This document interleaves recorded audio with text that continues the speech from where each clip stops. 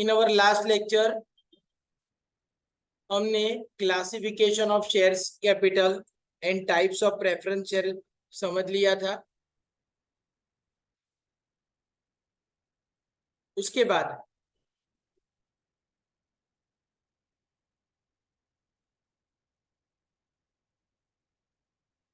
Next point जो हमारे लिए इंपॉर्टेंट था, हम वो ये आया था ना, distinction between equity and preference share. चलो, difference between preference share and equity share.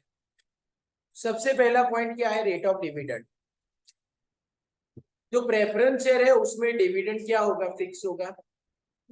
और इक्विटी शेयर पे डिविडेंड किसके ऊपर डिपेंड करेगा? एक अवेलेबिलिटी ऑफ प्रॉफिट और इंटेंशन ऑफ द प्रमोटर। ज्यादा प्रॉफिट हो, अगर प्रमोटर को डिविडेंड ही नहीं देना तो नहीं देगा।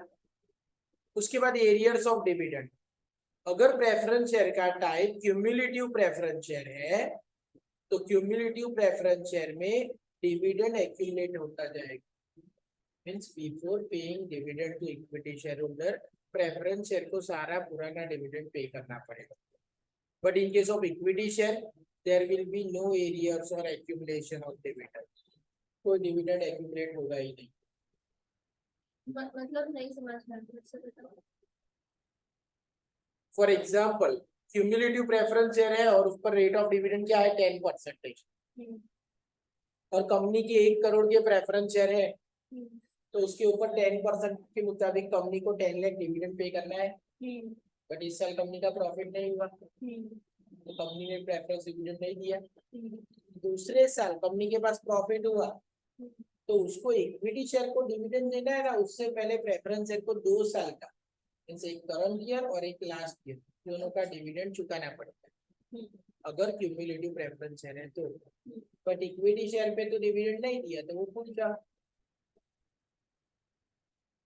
Preferential right of the payment of dividend means पहले डिविडेंड किसको मिलेगा? प्रेफरेंस शेयर होल्डर को बिफोर इक्विटी शेयर, और इक्विटी शेयर में डिविडेंड बाद में मिलेगा।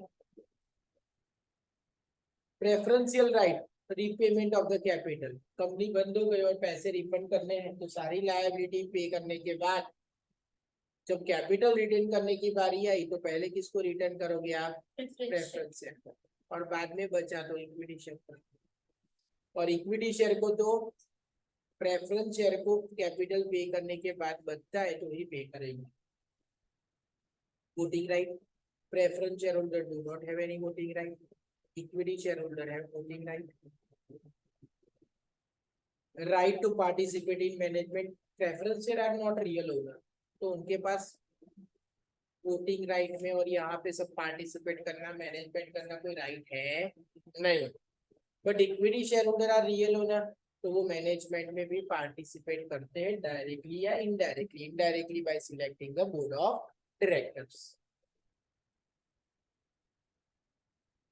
जनरली ये डिफरेंस और ये थियरी आती नहीं, बट शायद आ जाए 1-2 मार्क्स में कुछ भी, उसके लिए हम प्रिपेयर करेंगे।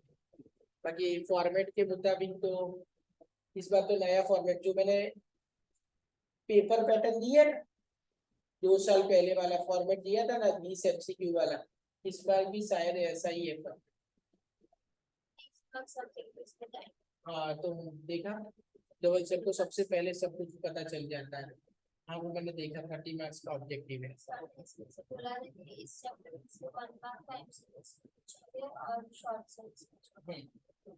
नहीं, इसमें से लॉन्ग सम आएंगे 8 मार्क्स वाले। तो ये क्या पूरा है?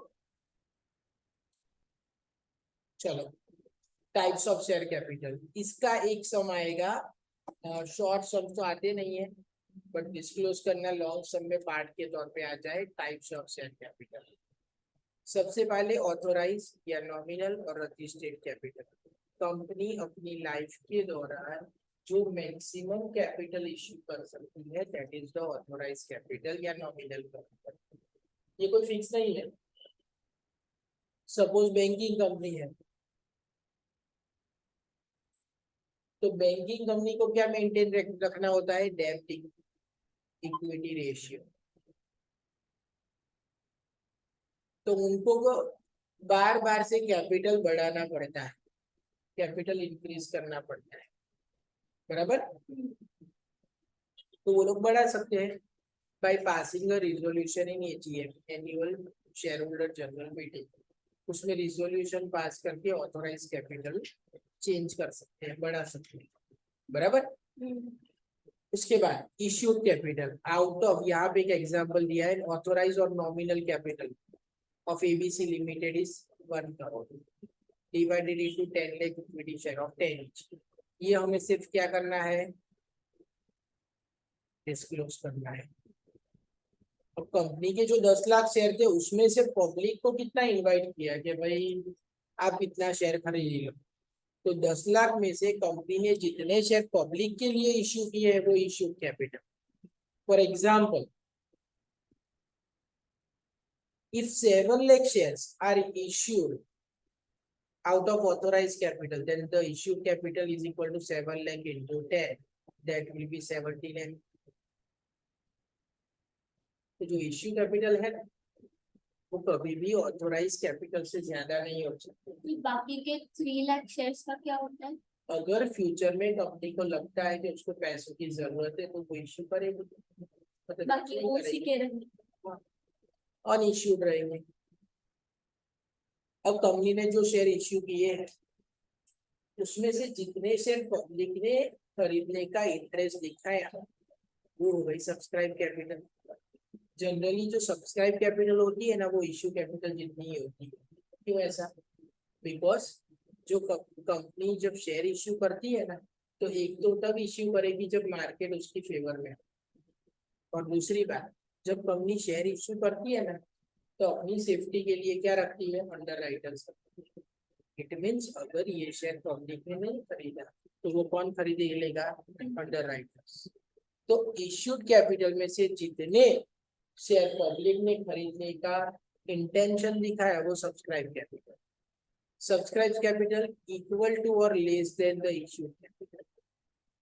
बिकॉज एक रूल है, अगर 90% लेस देन 90% अगर इश्यू सब्सक्राइब होता है तो ही सारे शेयर से निकलते। तो अगर लेस देन 90% इश्यू सब्सक्राइब हुआ तो कंपनी को बिजनेस स्टार्ट करने का सर्टिफिकेट है वो नहीं मिलेगा। उसके बाद कॉल्ड अप कैपिटल। अब कंपनी को पैसे चाहिए, बट सपोज कंपनी कोई पावर प्लांट एस्टेब्लिश कर रही है या और कुछ कर रही है तो उसको कोई सारे पैसे एक साथ नहीं चाहिए, उसको ये पैसे कैसे चाहिए, धीरे धीरे चाहिए। तो वो धीरे धीरे पैसे मंगाएंगे। 10 रुपए का शेयर है तो पहले एप्लीकेशन के टाइम पे 2 रुपए मंगाए, अलॉटमेंट पे 3 मंगाए, बराबर, फर्स्ट कॉल पे 2 मंगाए और फाइनल कॉल पे 2। तो कंपनी ने जो इश्यू शेयर किए हैं उसमें से जो पैसे मंगवाए हैं that is called up capital. For example, if company has called up 6%, तो 7 lakh शेयर पे 6 rupees called up of 10 तो 7 lakh into 6 42 lakh हमारा क्या हो जाएगा, called up capital। uncalled capital means subscribe capital का जो पार्ट जो हमें अभी मंगवाना बाकी है। फॉर एग्जाम्पल यहाँ पे 4 रुपए मंगवाने बाकी है, 10 रुपए का शेयर था, 6 रुपए मंगवाए तो 4 मंगवाने बाकी है। तो जो मंगवाने बाकी है वो क्या हो गया हमारा, अनकॉल्ड कैपिटल। अनकॉल्ड कैपिटल हम कहीं पे भी लिखते नहीं है। Paid up capital. Paid up capital कैसे मिलेगा, तो जो हमारी कॉल्ड अप कैपिटल है उसमें से हम क्या माइनस कर देंगे, कॉल्स इन मीन्स अगर कोई शेयर होल्डर ने कोई पैसा नहीं चुकाया तो वो माइनस कर दो। सपोज यहाँ पे एक शेयर होल्डर था, उसने 1000 शेयर पे फर्स्ट कॉल के 2 रुपए नहीं चुकाए तो कितने नहीं मिले, 2000 नहीं मिले। तो 7 लाख शेयर पे 6 रुपए के मुताबिक 42 लाख लेने थे, उसमें से 2000 नहीं मिले तो वो माइनस कर दिए, तो जो मिले हैं वो हो गई पेड अप कैपिटल। ये इम्पोर्टेंट है। Reserve capital. सपोज कंपनी को ऐसा लगता है कि कंपनी को पैसों की जरूरत ही नहीं है, मीन्स कंपनी की ऑथोराइज कैपिटल 1 करोड़ शेयर्स की, उसमें अब तक उसने 70 लाख के शेयर इश्यू कर दिए, अब कंपनी को लगता है कि ये 30 लाख तो उसको कभी भी फ्यूचर में मंगवाने ही नहीं पड़ेंगे, बिकॉज उसका बिजनेस इतना अच्छा है, उसके पास रिजर्व इतनी हो गई है। तो कंपनी क्या कर सकती है, उस कैपिटल को रिजर्व कैपिटल में ट्रांसफर कर सकती है। मीन्स ये कैपिटल कंपनी अब फ्यूचर में कभी भी नहीं मंगवाएगी, बराबर। तो रिजर्व कैपिटल कब कब मंगवा सकती है company, only in case of liquidation. अगर कंपनी लॉस करके बंद हो गई और सब लायबिलिटी पे करनी बाकी है, उस लायबिलिटी को पे करने के लिए ही कंपनी रिजर्व कैपिटल का यूज कर सकती है। क्लियर। तो ये हो गया क्लासिफिकेशन ऑफ शेयर कैपिटल। और एक डिफरेंस पूछते हैं reserve capital and capital reserve का। कैपिटल रिजर्व क्या है, it is a capital profit जो हमने अलग रखा है, उसको डिस्ट्रीब्यूट नहीं किया। तो set capital profit set aside, उसको आप क्या कहते हो, कैपिटल रिजर्व, बराबर। कैपिटल प्रॉफिट कौन सा है, जो नॉन रिकरिंग है।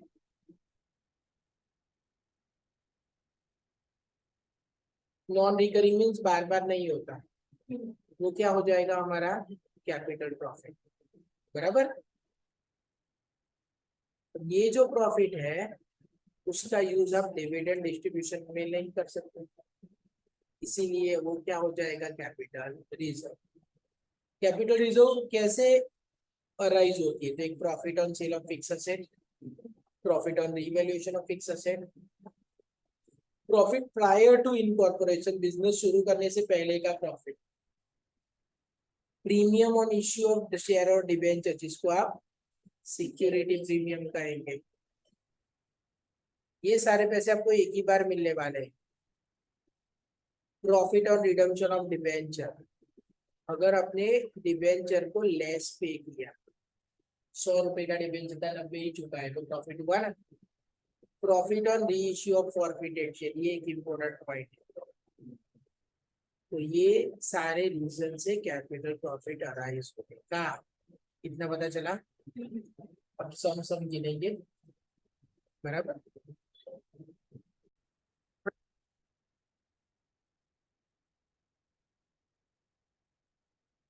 तो हमने कैपिटल रिजर्व क्या है वो देख लिया।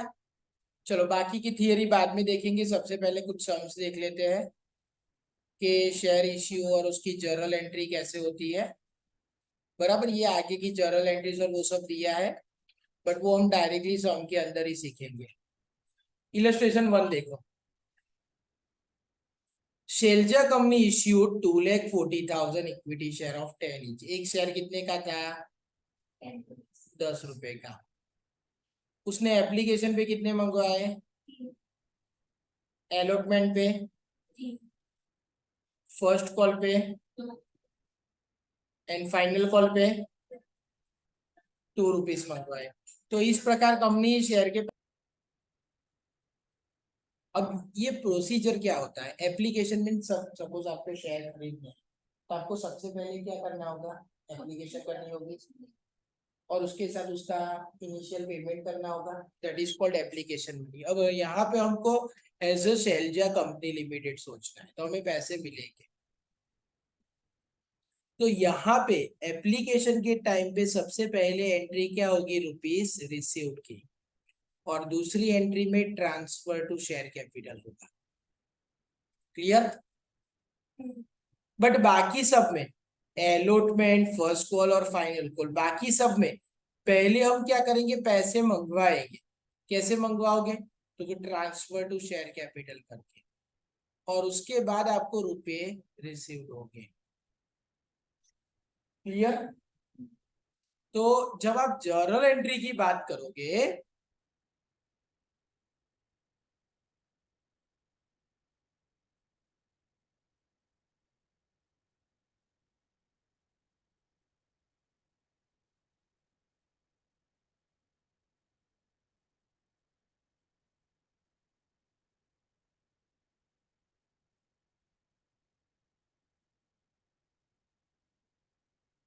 तो जब हम जर्नल एंट्री की बात करते हैं ना, तो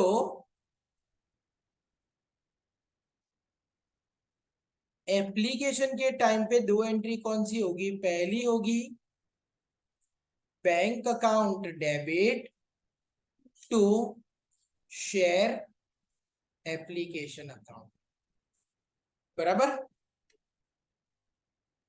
इसका रीजन एप्लीकेशन मनी रिसीव, और दूसरी एंट्री में हम एप्लीकेशन अकाउंट को क्लोज करेंगे, तो share application account debit to share capital account. Clear? But जब आप बात करोगे किसकी? अलॉटमेंट की। अलॉटमेंट मीन्स हमने शेयर अलॉट कर दिया और उसके बाद उसके पैसे मंगवाएंगे, या फिर कोई भी कॉल की, तो उसमें पहली एंट्री में हम ट्रांसफर करेंगे शेयर कैपिटल में, मीन्स अलॉटमेंट मनी आस्क करेंगे, तो वहां पे एंट्री होगी शेयर अलॉटमेंट और call account debit to share capital account. Clear? और उसके बाद उसके पैसे रिसीव्ड होंगे, उसकी एंट्री यहाँ पे अमाउंट ड्यू की एंट्री हुई है, और जब पैसे रिसीव्ड होंगे तो bank account debit to share allotment और कॉल अकाउंट। तो ये दो ही एंट्री याद रखना, तो इसमें इनिशियल सारी एंट्री आपकी कवर हो गई। अब इस क्वेश्चन में देखो, हमने इश्यू कितने किए हैं? 2,40,000 shares. Amount called on allotment calls were received in full on time, application were received for all shares. Means अगर ये नहीं लिखा होता तो भी हम यही एज्यूम करते कि हमें सारे शेयर की एप्लीकेशन मिल गई है। पास journal entry in the books of the company. याद रखना एप्लीकेशन के कितने थे? 3, अलॉटमेंट के 3, फर्स्ट कॉल के 2, फाइनल कॉल के 2। चलो journal entries are very simple.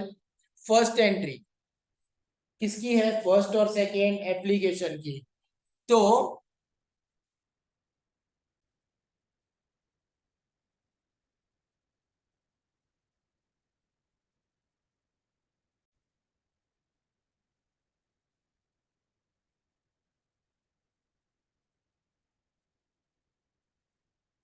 चलो, तो first entry bank account debit to equity share application account. कितने शेयर अप्लाई हुए थे? 2,40,000 इंटू 3, तो 7,20,000 हुआ। अब ये पैसे तो मिल गए, उसको शेयर कैपिटल में ट्रांसफर कर दो, तो equity share application account debit to equity share capital account 2,40,000 into 3। तो ये दोनों एंट्री किसकी हो गई? एप्लीकेशन की। अब अलॉटमेंट की entry, equity share allotment account debit to equity share capital 2,40,000 into 3।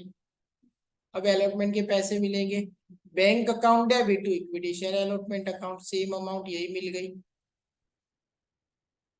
अब फर्स्ट कॉल की, तो ये दोनों एंट्री अलॉटमेंट की थी, अलॉटमेंट के 2 रुपए थे, 3 रुपए थे। अब फर्स्ट कॉल के कितने हैं? 2 रुपए, तो सेम अलॉटमेंट जैसी ही entry, first call debit to equity share capital 2,40,000 into 2, और पैसे मिलेंगे तो bank account debit to equity share first call account. Simple. Final call की एंट्री, फाइनल कॉल भी कितने का था? 2 रुपीज का, 2,40,000 into 2, equity share final call debit to equity share capital, and then bank account debit to equity share final call. Being लिखने की जरूरत नहीं है, एग्जाम में आती नहीं है। टोटल भी करने की जरूरत नहीं है, ये भी नहीं करोगे। क्लियर? इसकी जर्नल एंट्री में तो आप कॉलम नहीं बनाओगे तो भी चलेगा। पता चला? अब यहाँ पे लेजर पोस्टिंग भी की है, शायद आ जाए। तो लेजर पोस्टिंग तो आता है,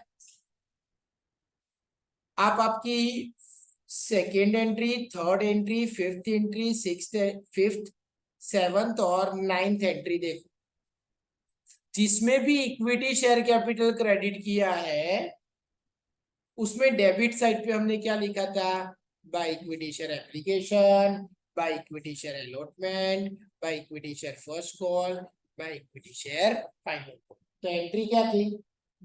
equity share application debit to equity share capital, allotment to capital, first call to capital, final call to capital. तो ये पोस्टिंग रूल वाइज नहीं करना है आपको, डायरेक्टली कर ही देना। पता चला? टोटल किया और डिफरेंस बैलेंस कैरी फॉरवर्ड। हमेशा याद रखना दो ही अकाउंट बचने चाहिए। कौन कौन से दो? आपने शेयर इश्यू किए तो क्या है, कंपनी ने शेयर इश्यू किया तो क्या है, पैसा। एक बैंक अकाउंट में बैलेंस रहना चाहिए। और क्या इश्यू किया? शेयर। तो शेयर कैपिटल अकाउंट क्रेडिट होना चाहिए। तो बाकी सारे अकाउंट बंद हो जाने चाहिए, application, allotment, first call, final call. देखो तो सभी एंट्री में वो अकाउंट बंद ही हो रहे हैं। फर्स्ट एंट्री और सेकेंड एंट्री देखो क्या क्लोज हुआ, यहाँ पे एप्लीकेशन क्रेडिट, यहाँ पे एप्लीकेशन डेबिट, क्लोज हो गया।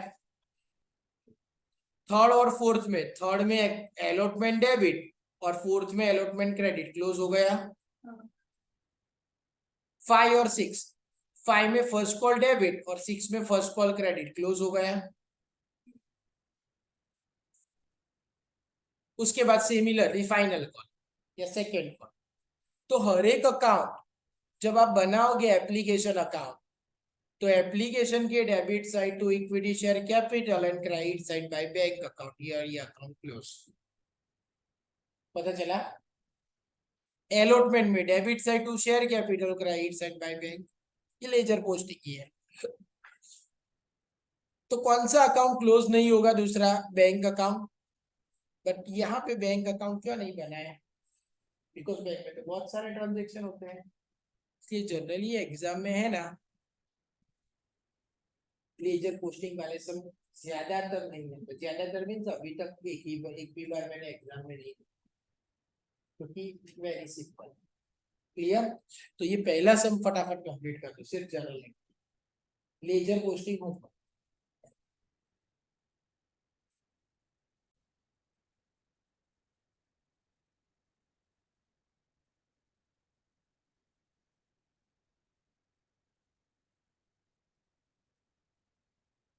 हो गया आपका।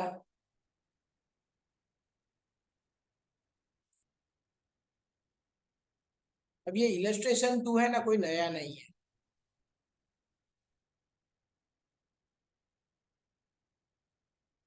इलस्ट्रेशन 2 के अंदर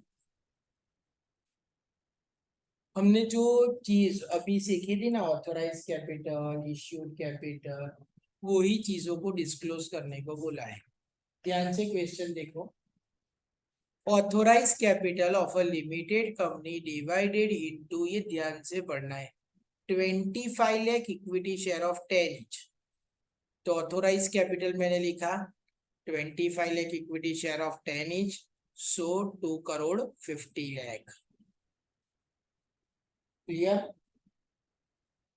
इसके नीचे मैं 2 लाइन कर दूंगा, मीन्स ये बैलेंस शीट के टोटल में नहीं गिना चाहिए। बैलेंस शीट के टोटल में क्या लिखते हैं, जो हमारी लायबिलिटी है, तो जो पैसे आपको शेयर होल्डर के पास से मिले, that is paid up capital, सिर्फ वही कैलकुलेशन में गिना जाएगा, बाकी सब तो डिस्क्लोज ही करना है।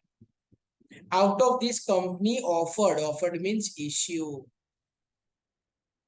20 lakh equity share for public subscription. तो issued capital 20 lakh into 10 is 2 crore. इसके नीचे भी 2 लाइन, मींस ये भी टोटल में काउंट नहीं होगा। Company received application for 19 lakh shares. तो सब्सक्राइब कैपिटल, ये क्या हो गया, कम सब्सक्रिप्शन मिला। अगर कम सब्सक्रिप्शन मिलता है तो हम क्या कहते हैं उसको, अंडर सब्सक्रिप्शन। और ज्यादा मिलता है तो ओवर सब्सक्राइब, बराबर। तो 19 lakh share of 10 each, that is 1 crore 19 lakh. इसे भी आप टोटल में काउंट नहीं करोगे। कंपनी कॉल्ड अप टोटल 8 पर शेयर, तो 19 लाख शेयर पे 10 each 8 कॉल्ड अप, ये अमाउंट कॉल्ड अप की है। All the amount called were duly received, सब मिल गए, so there is no calling arrears. तो ये हो गई मेरी called up and paid up capital. तो ये हम on balance sheet liability side लिखेंगे।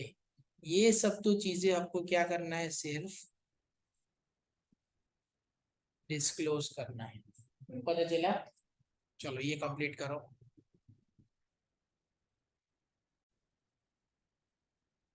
Illustration number 3, Joy Limited made a first call of ₹2 per share on 50,000 shares.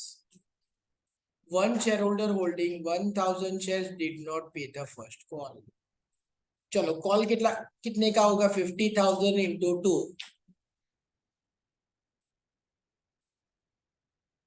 Call कितना क्या होगा, 1 लाख का। यहाँ पे ध्यान, अब दो तरह से हम एंट्री कर सकते हैं, एक without opening call in arrears account and with opening call in arrears account.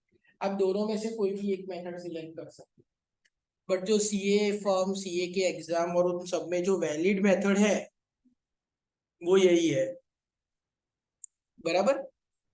Just a minute, हम ये मेथड सिलेक्ट करेंगे by opening call in arrears account. तो पहले हमने 1 लाख रुपीस का कॉल मंगवाया, एंट्री क्या होगी, equity share call account debit to equity share capital account. तो first call account debit to equity share capital account 1 lakh हुआ। अब हमें कितना नहीं मिला, 1,000 शेयर पे फर्स्ट कॉल के ₹2 नहीं मिले, सो कॉल इन एरियर्स कितना हुआ, 1,000 इंटू 2, दैट विल बी 2,000। तो 1 लाख में से 2,000 नहीं मिला, तो कितना मिला, 98,000। 1 लाख माइनस 2,000, तो बैंक अकाउंट डेबिट 98,000। जो नहीं मिला वो हमारी एसेट हुई, ये पैसे लेने हैं हमें, तो call in arrears debit 2,000 to share first call account.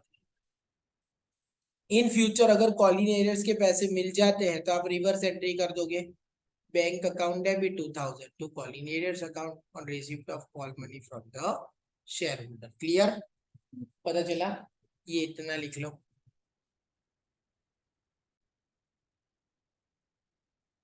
चलो illustration 4, Pranav limited of Bhavnagar issued 18 lakh equity share of 10 each. The company received application of 20 lakh, means ज्यादा एप्लीकेशन मिली, तो ये क्या होगा, ओवर सब्सक्राइब। अब कंपनी ने तो 18 लाख शेयर इश्यू किए, तो 20 लाख एप्लीकेशन मिली, थी कंपनी क्या कर देगी, 20 लाख इश्यू कर देगी, नहीं पैसे नहीं करेगी, पैसे वापस देगी या फिर प्रो रेटा अलॉटमेंट करेगी। तो 20 लाख एप्लीकेशन आई है तो 18 लाख का शेयर इश्यू होगा, एंड 2 लाख एप्लीकेशन को हम क्या कर देंगे, रिफंड। एप्लीकेशन के कितने थे, ₹3, तो यहाँ पे ध्यान, ₹3 इंटू 20 लाख एप्लीकेशन, तो कितने रुपए आए, 60 लाख। अब 60 लाख में से हमें 18 लाख एप्लीकेशन के ₹3, 54 लाख कहाँ पे ले जाने हैं, शेयर कैपिटल में, और एक्सेस जो 2 लाख एप्लीकेशन थी उसके ₹3 मीन 6 लाख आपको क्या करने हैं, रिफंड। एलोटमेंट पे कितने शेयर पे मंगवाओगे आप, 18 लाख पे ही मंगवाओगे, बिकॉज 20 लाख एप्लीकेशन आई थी, 2 लाख को तो रिफंड कर दिया, तो एलोटमेंट के पैसे 18 लाख पे ही मंगवाओगे, तो 18 लाख इंटू 2.5 करो तो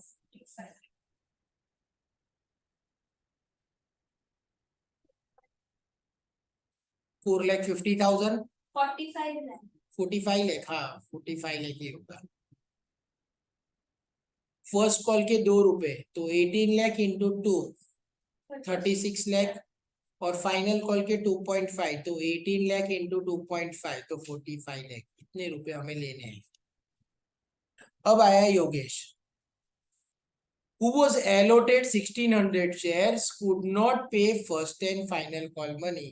तो आपको एक वर्किंग कर देना है, किसका वर्किंग, कॉल इन एरियर्स का। तो हमें इलस्ट्रेशन नंबर कौन सा था, 4, तो एक ही वर्किंग करना है, कॉल्स इन एरियर्स। पहला कौन आया, योगेश, उसके पास कितने शेयर्स थे, 1,600 शेयर्स। उसने कौन सा पैसा नहीं चुकाया, फर्स्ट कॉल और फाइनल कॉल, फर्स्ट कॉल, एक ही है दोनों, दोनों फर्स्ट कॉल भी नहीं चुकाया, फाइनल कॉल भी नहीं ओके। फर्स्ट कॉल के कितने रुपए थे, 2 तो 1600 शेयर पे 2 रुपए 3200, और फाइनल कॉल के कितने थे? और 2.5 तो 1600 इंटू 2.5 4000। आगे नीलम, who was allotted 1400 shares could not pay final call money। अब कौन आया? नीलम। उसके पास कितने शेयर्स थे? 1400 उसने फाइनल कॉल नहीं चुकाया, तो 1400 into 2.5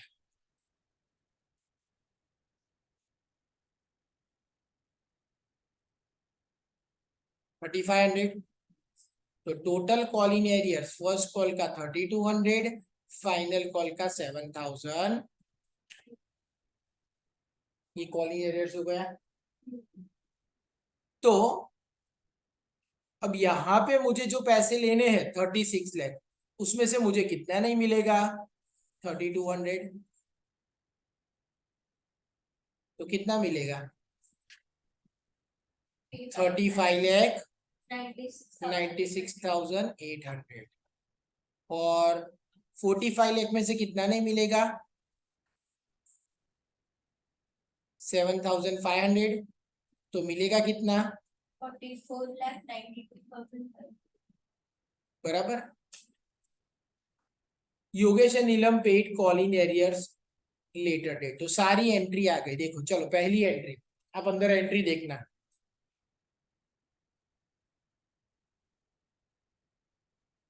first entry bank account debit to equity share application account 60 lakh है।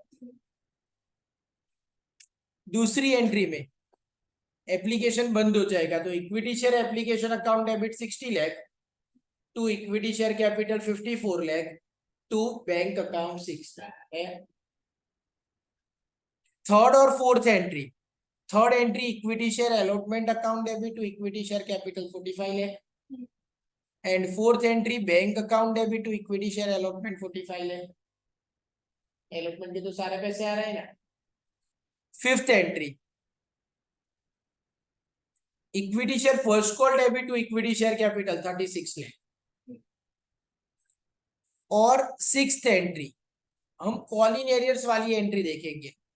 Bank account debit 35,96,800, call in arrears debit 3200 to equity share final call 36 lakh. First call. हाँ first call 36 lakh. Seventh entry final call debit to equity share capital 45 lakh, and eighth entry bank debit 44,92,500, call in arrears debit 7,500 to equity share final call account 45 lakh. उसके बाद ये पैसे मिल जाते हैं, तो entry bank account debit to call in arrears account, दोनों का टोटल 10,700 हो गई एंट्री। है क्लियर? ऐसी है ना एंट्री। बस तो कंप्लीट कर दो, और इसके जैसे सम्स होमवर्क में कंप्लीट करना है।